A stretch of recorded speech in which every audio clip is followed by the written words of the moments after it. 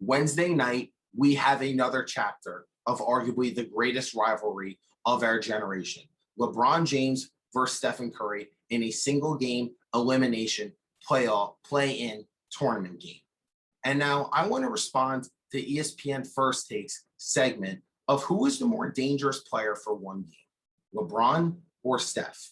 I understand the obvious answer is to say LeBron because of his track record, right? LeBron's greatest playoff performances in his entire career came where his team's back was against the wall, when his back was against the wall, when he had the fate of the universe on the line. In game sevens, you know, when LeBron's team needs him the most, when his back is against the wall, you know you're getting an A-plus performance from him. The facts are right there. I mean, in terms of his game sevens, in terms of the 2016 finals against Steph Curry, that's one of the more recent examples. The 41-16-7 in game 5, 41-8-11 in game 6, 27-11-11, the famous block. You know the whole story. 2018, drops 45 against the Pacers in round 1. Against the Celtics, gives you a 35-point game, played all 48 minutes. I mean, the list goes on and on about LeBron's great game 7 performances, or straight up in terms of his elimination games, how great he's been. But let me be very clear. In 2021, the most dangerous player for one game is clearly Steph Curry. And I really don't think this is much of a debate. Look at it this way. Where were you a year ago today? Where were you 3 years ago, 5 years ago? How much has changed of the course of time? A lot changes in 5 years. And a lot of the LeBron fans who are going to come on here and give me a lot of slander right now, 2016 is not 2021.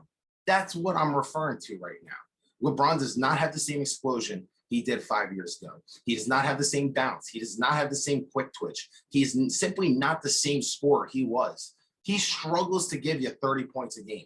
Now, we'll see it in the playoffs when he kicks it up another gear. I get it. I'm not doubting that he's a great player. I just don't think he's the same guy that he was in Cleveland or Miami. I think those days are behind him.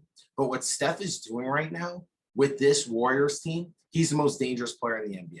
Steph, again, had a 10-game stretch where he had 70 or more threes. A lot of you probably can't even do that in NBA 2K. I mean, he's had about 9 games where he's scored 30 points in the second half alone. If that doesn't speak volume, I don't know what does. But the way Steph Curry could get hot, the way he could shoot the ball, the way he could score, the fact that teams need to trap him at half court, double him, triple team him at half court, the second he steps over half court, it says enough. That's all you need to know. There is no guarding Steph. You could contain LeBron right now. You could throw multiple bodies at him. You can contain him from scoring. There's no containing Steph right now. The way he could get hot, the way he could carry a team and simply change momentum of a game at any point in the game is why Steph is a more dangerous player for one game than LeBron. I get it. A lot of people are going to refer to history and refer to LeBron's track record. But in terms of 2021, right now, there's no one I'd rather take on my team than Steph Curry, simply for the fact that he can get hot at any given moment and it changes the momentum of a game like no one else can. I simply don't think LeBron can carry a team the way he used to. I don't think he could score the way he used to. I think he's a great player. I think he's among a top 2 to 3 best player on the planet Earth still. But he's coming off an injury. And if we're going to take his injury seriously, if his injury is as serious as he's told the media and as he's made it seem, there is no way humanly possible, going by physics and logic, that he could come back in this playing game, give you 45 minutes and give you a 35-point triple-double, which is probably what we are expecting from him. If he does do that, then he was faking his injury, or it wasn't as serious as he made it to believe. So stop the nonsense. I know you're going to refer to history, but for one game, give me Wardell, Stephen Curry. Let me know in the comment section below, who do you think is a more dangerous player for one game, LeBron or Steph? And as always, thank you for watching my content. Thank you for watching the Falco Takeaway.